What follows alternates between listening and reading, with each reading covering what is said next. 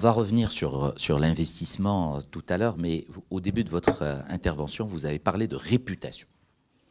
Et j'ai fait une petite recherche avant d'arriver. Et donc, on sait très bien que la réputation et la perception sont les moteurs aujourd'hui de n'importe quelle prise de conscience sur n'importe quel sujet qu'on veut attaquer. Donc, j'ai fait une petite recherche et pour dire comment le net définit l'économie marocaine. Il la définit comme étant une économie diversifiée. C'est déjà pas mal, on est d'accord, pas mal, avec des industries telles, je vais vous les citer, l'agriculture, le textile, l'électronique et le tourisme. Et ça s'arrête là. Et puis, deuxième, vous allez me dire ce que vous en pensez, parce que ce qui viendra après est encore plus, je dirais, folklorique. Les produits couramment fabriqués au Maroc sont la maroquinerie, la céramique, les tapis et les épices.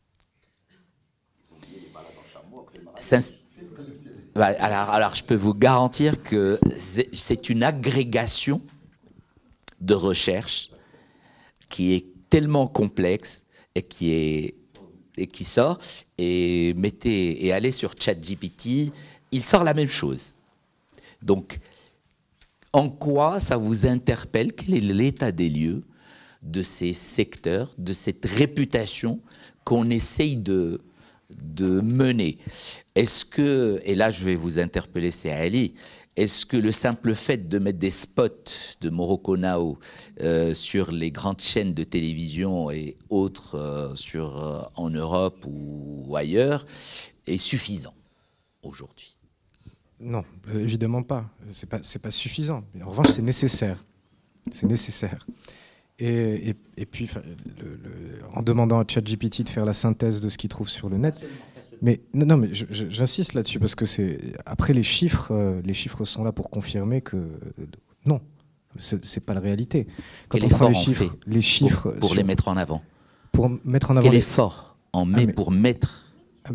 Énormément. Déjà les campagnes de promotion de la marque Maroc que nous avons à travers le monde, aujourd'hui, ça vient soutenir justement la réalité du Maroc. Quand vous voyez le spot, qui est le spot Morocco Now, qui montre justement la transformation qu'a connue le royaume sur 20 ans et les produits qui sont aujourd'hui réalisés au Maroc et en partie designés, parce qu'on est non seulement des fabricants de véhicules, mais on est aussi des designers de véhicules. On a aujourd'hui l'un des plus grands centres de R&D dans lequel on fait du design de véhicules pour le groupe Stellantis. Et il faut savoir que c'est le double exact de ce que vous avez en banlieue parisienne qui appartient au groupe. Et les deux, d'ailleurs, sont complémentaires. C'est-à-dire que ce n'est pas juste un double qui fait moins bien, c'est un double qui travaille d'autres sujets qui viennent compléter ce que fait le centre de R&D qui est jumelé.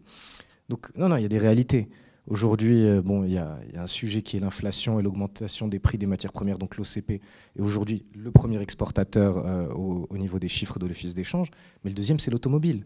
Et le travail qu'on a fait sur la valeur ajoutée, puisqu'on a essayé de regarder concrètement, est-ce qu'il y avait une valeur ajoutée marocaine?